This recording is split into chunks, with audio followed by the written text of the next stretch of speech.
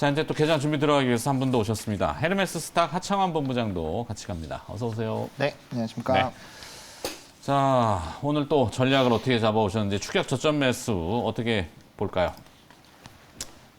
히토류 얘기인가요? 네. 광물. 오늘도 뭐 리튬, 계속 리튬이던데. 네, 리튬 쪽이 또 시간에서 굉장히 좀 강한 모습을 보여줬는데 네. 저는 뭐 히토류 쪽으로 일단 좀 방향성을 잡아보고 있는 상황입니다. 전거래일에 좀 시가에 올랐다가 좀 거래량이 그렇게 크게 나오지 않은 상태에서 좀 대부분의 종목군들이 급락이 나왔거든요. 그래서 추가적인 접근은 충분히 가능하지 않을까라고 보고 있고, 일단은 저는 미중 간의 이런 좀 무역 전쟁과 관련된 패권 전쟁과 관련된 언급들이 이제 최근에는 좀 나올 가능성이 굉장히 좀 높다라고 보고 있는 게, 미국 같은 경우는 중간 선거가 이제 또 앞두고 있다 보니까 그 이후에 분명 뭔가 이제 중국을 또 압박하는 이런 시그널들이 나올 수 있고, 중국도 시진핑 주석의 3년임 그 결과 이후에 또 추가적인 그런 언급들이 나올 수가 있거든요. 그리고 또 간밤에 국가 뭐 안보 전략 관련된 뭐 리포트가 하나 나왔죠. 거기 보고서가 나왔는데 거기에서 이제 중국과 러시아에 대한 얘기들이 좀 있는데, 러시아보다는 중국이 보다 더 이제 조금 더 주적이라는 그런 표현들도 좀 있었던 걸로 알고 있습니다. 그래서 그런 언급들이 나오면서 어쨌든 추가적으로 이제 경쟁하는 부분에 대한 언급들이 있다 보니까 그렇게 됐을 때는 이런 이 뭐 무역 전쟁은 좀 더 심화가 될 가능성이 크고요. 중국 쪽에서 항상 이런 무역 전쟁이 나올 때마다 이런 히토류 쪽에 대한 이런 수출 카드를 항상 좀 언급을 했었던 부분들이 있고, 이미 그 관련된 부분으로 좀 움직이는 부분은 있지만, 이전에 관련된 이슈들로 좀 주가의 급등이 나올 때는 뭐 3,000원대 중후반까지는 뭐 거의 무난하게 상승대가 나왔거든요. 뭐 시장 라인도 거의 비슷하고요. 그래서 충분히 가능성은 있지 않을까. 그리고 워낙 중국이 히토류 관련된 유통이라든지 그 차지하는 비중 자체가 굉장히 좀 높다 보니까 결과적으로 중국 쪽에서의 이런 히토류 카드가 언급이 되면 뭐 대부분의 기업들은 좀 부담이 될 수밖에 없다라는 그런 관점으로 봤을 때 충분히 이슈화는 되지 않을까라고 보고 있는 상황입니다. 그래서 뭐 종목 같은 경우는 뭐 동국 RNS, 유니온 머티리얼, 뭐 티플렉스, 뭐 노바텍 뭐 이런 종목군들이 있는데, 항상 이제 움직이게 되면 이 동국 RNS가 좀 선발적으로 움직이고, 뭐 유니온과 유니온 머티리얼즈도 항상 이제 대표적인 종목으로 좀 움직이다 보니까 토픽은 동국 RNS와 유니온 머티리얼로 좀 보시면 좋을 것 같고, 두 기업 모두 다 뭐 매출 비중이 상당히 높습니다. 이런 히토류 관련된 매출 비중이 높고, 뭐 혹은 광산 관련된 이슈가 있다 보니까 충분히 이런 관련된 이슈가 있을 때마다 좀 추가적인 급등이 나올 수 있지 않을까라고 보고 있고, RNS는 상한가 이후에도 전거래일에도 4%대 이상 좀 상승 마감했거든요. 그래서 만약에 가격적인 좀 부담이 있으시다라고 한다면 유니온 머티리얼 쪽으로 보시면 좋을 것 같고, 뭐 섹터 내에서 대장을 좋아하시면은 RNS 쪽으로 좀 접근을 해보시면은 괜찮지 않을까라고 좀 정리를 드려보도록 하겠습니다. 네. 히토류 이슈로 어떤 저점 매수 이렇게 되나요? 추격 매수? 일단 급등이 한번 나왔으니까 추격으로 선정을 했습니다. 정경민 차장은 오늘 섹터 전략 2차 전지 쪽 한번 네, 2차 전지 쪽이에요. 앞서 이제 그 어제 시간의 단일가 관련된 이제 그런 종목들하고 조금 이제 겹치는 부분도 있는데, 제가 그 전에 이렇게 지금 하창환 본부장 얘기할 때 이제 거래 대금을 한번 좀 찾아봤어요. 그래서 2021년 10월 13일 이제 거래 대금 같은 게 23조더라고요. 시장? 네, 시장 전체 거래 전체로? 대금이. 네. 20년도를 찾아보니까 23조더라고요. 네. 지금 어제 봤더니 13조. 아, 네, 10조 원 일단 네, 10조 원. 그러니까 이제 시장에 그만큼 이 시장 자체에 거래 대금이 많이 줄었다라고 하는 것은, 고객 예탁금도 2년 만에 40조 원대라고 얘기하는. 줄었다라고 하는 것은 그만큼 시장에 대한 관심도 줄어들고 시장을 뭔가 상승으로 돌릴 수 있는 이제 그런 여력도 많이 어제 이제 줄었다는 기준금리 인상 나오고 네. 그 뭐 저축은행 같은데 특판 예금 같은 것들 뭐 이자 많이 주면은 8%인가 또 있더라고요. 그러니까 적금이 아마 한 6%대로 그러니까 보이는 아무래도 있었어요. 자금 이동이 좀 있으니까 예탁금이 빠져나가고 관심도 적어지고 주식은 징글징글해라고. 그러신 분들, 그러니까 주식을 처음 하셨던 분들 중에 크게 데이신 분들 중에는 그런 분들이 계시더라고요. 대부분 네. 동학개미라고 지칭됐던 개미 투자자분들이 이제 고점이라고 하는데 많이들 지금 주가가 뭐 거의 반토막, 뭐 3분의 1 토막. 그래서 제가 이제 뭐 비유 은유적으로 고등어, 갈치 이렇게 누워 있는. 그런 것들 얘기하잖아요. 뭐 좋은 얘기는 아니고. 그리고 그래서 이제 금리 인상이 주는 또 하나의 시사점은 여러분들이 이제 그 투자하고 하시려고 하는 기업들의 ROE, 영업이익률, 뭐 이런 좀 마진율이 있잖아요. 자기자본 예, 이익률. 그런 그런 마진율이 예를 들어서 시중금리보다 못하다, 뭐 예를 들어서 6%, 8%보다 못하다 그러면 그 기업은 그 자본금을 은행에 넣어놓고 그냥 이자 받는 것보다 못한 장사를 한다는 얘기잖아요. 네. 그러면 좀 여리한 기업이라고 좀 이렇게 생각을 하시고 이제 비중 조절을 하셔라 이런 것도 이제 하나의 시사점이 될 수 있겠고요.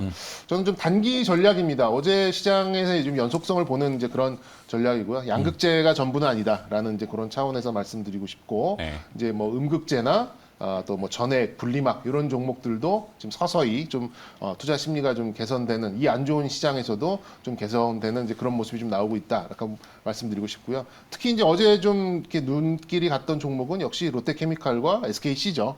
역시 이제 동박의 일진 머티리얼스를 인수를 하기로 했던 롯데케미칼. 그리고 기존부터 좀 동박에 대해서는 이제 굉장히 높은 점유율을 갖고 있었던 SKC도 뭐 많이 다쳤죠. 지금 고점 네. 대비 50% 넘게 좀 하락을 했기 때문에 큰 폭의 조정과 그리고 좀 실적 하락 이런 것들을 좀 딛고 좀 바닥을 좀 만들어가는 이제 그런 움직임이 아닌가라고 좀 보입니다. 일단 이제 동박 가격을 굉장히 지금 올라가고 있는 상황인데 구리 가격이 그보다 더 빨리 올라가다 보니까 수익성을 맞추기 어려웠고 그렇다 보니 이제 실적 악화가 오고 그리고 이제 시장도 좀 약세로 오다 보니까 멀티플을 키워갈 수 없는 이제 그런 상황이 좀 왔었죠. 근데 뭐 양극재는 그런 것들을 다 좀 극복을 하려고 하는 이제 그런 이슈들하고 맞서서 좋게 좀 흘러가는 그런 부분이 좀 있었는데 뭐 음극재라고 또 뭐 분리막이라고 또 전해질이라고 그러지 말라는 법은 없는 것 같아요. 그리고 이제 워낙 또 좀 소외되어 있고 이 소재 쪽 종목들의 좀 확산 이런 가능성은 좀 있어 보입니다.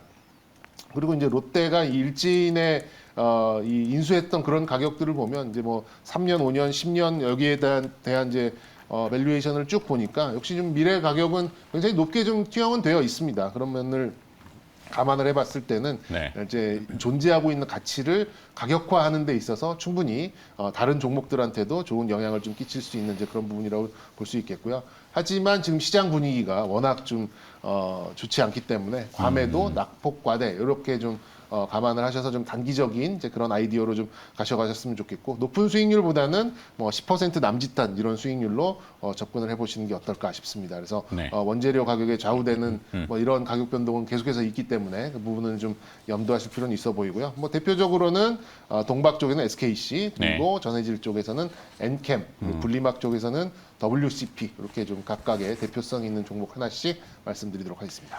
자, 정혜민 차장의 전략은 2차 전지, 소재, 음극재, 전해재, 전해액, 분리막, 저점 매수. 네. 가격이 또 많이 떨어져 있기 때문에 한번 뭐 고려해볼 대상이다 이렇게 정리해 주셨고 하창원 본부장은 히토류 추격 매수 이렇게 정리됩니다. 자, 이제 그냥 5분 앞으로 다가왔는데요. 하창원 본부장님. 네. 일단 어제 금리 인상이 단행이 됐습니다. 뭐 예상했던 바인데 뭐 금리 인상 수혜주라고 하기에는 이 찾기가 어려울 거예요 아마. 뭐 금리 더 준다고 은행으로 뭐 돈이 자금이 확 몰려갖고 은행의 이자 마진이 뭐 늘어난다 이건 아닐 거고. 네. 대부분 기업들이 이제 차입금이 있기 때문에 이자 비용도 늘 거고. 그리고 또 이제 배당 시즌이잖아요. 연말에 가면은. 그렇죠. 그러면 이제 금리 부분만큼 배당을 더 주느냐 이걸 하기 위해서 그 기업이 또 많이 할 것 같지는 않고. 그렇죠. 자, 그래서 금리 인상 수혜주라는 건 사실 제가 봤을 때는 거의 뭐 찾기는 좀 어려울 것 같은데 문제는 이런 이슈 때문에 네이버 카카오 국민 무덤주라고 은유적으로 하대요. 네, 그렇죠. 워낙 많이 네카오라고 빠져서. 하던데. 네. 그거 좀. 그 네이버 카카오 같은 경우는 저는 좀 더 시간이 필요하지 않을까라고 생각을 하고 있습니다. 네. 뭐 그렇다고 뭐 지금 이까지 지금 주가가 내려왔는데 뭐 손절을 하라라는 관점은 아니고요. 뭐 대응하기엔 지금 너무 늦었죠. 그래서 이제 이 대형주 특성상 그래도 국내를 대표하는 플랫폼 기업들이다 보니까 시간을 정말 장기적으로 두시고 이런 뭐 플랫폼에 대한 뭐 다시 명확한 이슈가 생기는 그런 지점까지는 좀 시간을 두시면서 보시는 게 맞지 않을까라고 보고 있고요. 특히나 이제 카카오 같은 경우는 여전히 분할 상장들을 좀 하고 있거든요. 뭐 라이온하트, 카카오 게임즈 라이온하트도 마찬가지고 그래서 뭐 둘 중에서 굳이 조금 더 신경을 쓰시자면은 네이버 쪽이 맞을 것 같고요. 카카오 쪽은 뭐 이런 분할 상장 이슈가 여전히 좀 지속이 되고 있다라고 보면은 뭐 이제 주주 환원이라든지 주주의 신뢰를 여전히 계속 이뤄나가고 있다라고 보시면 될 것 같습니다. 그래서 만약에 주가의 반등이 나오더라도 보다 더 개인들의 좀 차익 매물들이 많이 나올 거예요. 그래서 지금 주가는 정말 고점 대비 엄청나게 많이 빠져서 뭐 매력적으로 보이실 수는 있지만 가격이 네. 싸다고 무조건 주가가 올라가는 거는 아니거든요. 그래서 그러한 관점으로 좀 보실 필요는 있지 않을까라고 보고 있고 라이언 하트가 게임 개발. 네, 어. 그렇죠. 근데 또 공모가가 너무 비싸다? 뭐 이런 또 네, 논란. 그런 얘기도 있는 상황이고요. 어쨌든 이제 쪼개면은 그 기존에 이제 기업이 가지고 있던 가치들이 결국엔 밖으로 나오게 되니까 네. 뭐 이런 부분에서는 이슈가 뭐 워낙 많았죠. 이게 고점 라인에서 좀 터지기 시작했고 아직도 정신 못 차렸군요. 예, 정부의 플랫폼 규제로 시작해서 사실 하락분이 시작이 됐었는데 이제 이런 것들이 연이어서 계속 터지고 있고 계속 지속이 된다라는 거는 그만큼 좀 어려운 상황이 지속이 될 수밖에 없다라고 보시는 게 맞지 않을까라고 보고 있고 카카오뱅크는 주주 환원 정책을 발표했는데 증권가에서는 기대에 못 미친다 그래서 목표가를 전부 다 하향으로 그쵸. 깎았네요. 네. 네, 카카오그룹주들 지금 최근에 리포트들 나온 거 보시면 목표가 좀 많이 다들 떨어지게 나와서 네. 일단 뭐 그런 부분들도 사실 투심에는 부정적인 영향을 줄 수밖에 없지 않을까라고 생각을 하고 있습니다. 네. 정경민 사장한테는 바이오를 조금 네. 접어야 될 것 같은데 빈집털이라는 표현을 자주 쓰는데 뭐 그 좋은 이유가- 표현은 아닙니다만 네, 좋은 표현은 아니죠. 근데 이게 그러니까 그 아무도 그 들어가지 이유는 예, 별 이유 없는 그냥 좀 반발성 이제 그런 좀 강세, 단기 강세 이렇게 좀 뭐 바라봤던 부분이고요. 그 거기에 따른 이제 전제 조건은 지수가 횡보를 보여야 된다는 점입니다. 네. 예. 그래서 저는 이제 아까 저의 그 생각은 배경적인 생각은 중간 선거까지는 지수가 그래도 좀 횡보 국면, 반등이나 추가 하락보다는 여기서 일정 부분 위아래로 가둬놓고 좀 횡보를 할 가능성이 좀 높다. 저는 이렇게 좀 생각을 하고 있거든요. 그 와중에서는 그래도 좀 가볍게 움직일 수 있는 부분이 이제 바이오라고 좀 보였기 때문에 이제 큰 근거는 없이 이제 바이오라고 제가 좀 떠들었던 이제 그런 부분도 좀 있고요. 지금 그 어제 이제 모더나가 강세가 좀 나왔었던 거는 이제 역시 이제 그동안 너무 이제 코로나에 치중이 되었었던 이제 이런 좀 신약 개발 업체들이 다시금 이제 그 뭐 항암이나 또 뭐 당뇨나 뭐 이렇게 좀 굉장히 좀 중요한 그런 질병에 있어서의 치료제들 그 임상 실험이 다시 좀 빠르게 재개되고 있다라는 시그널을 좀 줬다라고 생각 들거든요. 네. 그런 면에서는 바이오 관련된 종목들이 뭐 다른 종목들에 비해서 뭐 굳이 열의할 것 같지는 않다 이렇게 좀 보여지고 있고 바이오 시밀러에 있어서는 이제 아무래도 요즘 움직이는 거 보니까는 거의 이제 좀 실적 뭐 이런 또 출시 뭐 그러니까 일정에 대한 이제 이런 부분이 좀 있기 때문에 저는 이제 신약 개발 업체들 이런 쪽으로 좀 단기 강세의 가능성을 좀 높게 보고 있습니다. 뭐 대표성 있는 이제 그런 종목들이라고 좀 보시면 될 것 같고요. 뭐 개인적으로는 뭐 레고캠 바이오나 아까 언급드렸었던 오스코텍 뭐 이런 종목들 좀 한번 한 방이 있는 종목들 흐름이 있는데 뭐 이렇게 그렇다고 막 지금 뭐 좋은 종목 가지고 있는데 그걸 깨서 뭐 이렇게 하실 필요는 없고 네. 그냥 이것도 이제 짧은 전략으로 이제 그런 전략으로 보실 필요가 있다라고 좀 말씀드리고 싶고요.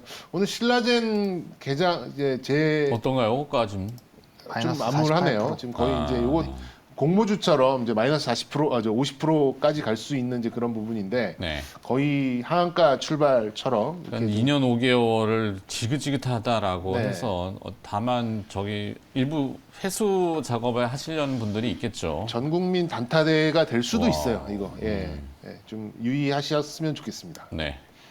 자, 그밖에 동시효과 좀 특징이 있나요? 지금 뭐 지수는 경계성이랑 뭐 약보합 출발 정도 될 것 같고. 네, 일단은 뭐 알루미늄 쪽이 그 이제 뭐 미국장에서도 알코아 좀 시세가 분출이 됐었고 러시아산 알루미늄 네, 네. 그래서 지금 뭐 알루미늄 관련된 종목군들, 뭐 PJ 메탈, 남선 알루미늄, 조일 알루미늄 이런 종목군들, 뭐 알루코, 사마 알루미늄, 그냥 알루미늄 붙어 있는 종목군들 다 좀 강세 흐름 보여주고 있고요. 네. 일단 시간에서 강했던 금양이라든지 뭐 넥스턴 바이오 같은 이런 개별 이슈 가지고 있는 종목군들이 조금 강세 흐름 보여주고 있고, 뭐 리튬 관련된 종목군들이 뭐 미래 나노텍 이런 종목군들도 일단은 뭐 시가에는 좀 강력하게 좀 시세 분출이 되고 있는 것으로 보여지고 있습니다. 아, 그러네요. 알루미늄 가격 아침에 제가 파악을 못했는데, 네. CME, LME, 알루미늄이 한 2, 3%가량 올랐고, 러시아산 알루미늄 뭐 이런 얘기들이 규제 뭐 얘기들이 좀 들렸던 것 같긴 합니다. 그래서 오늘 남선 알루미늄이 지금 모르고 17%, 조일 알루미늄자 들어가는 또 회사들이 들썩이고 있군요. 네. 자, 일단은 환율은 2원 20전 정도 오르면서 뭐 강보합 정도 개장하고 있고 1,427원 정도, 코스피 4포인트, 코스닥은 뭐 1, 2포인트 정도 큰 의미가 있는 지수 움직임은 아닌 것 같고 환율도 마찬가지인 것 같습니다. 현재는 외국인 투자자들은 LG화학을 좀 사면서 시작했고요. LG에너지 솔루션도 외국인 순매수. SK하이닉스가 치고 올라왔네요.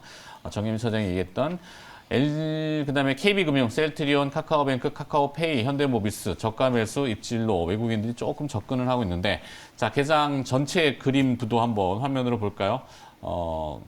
정서한 아나운서 좀 정리해 주시죠.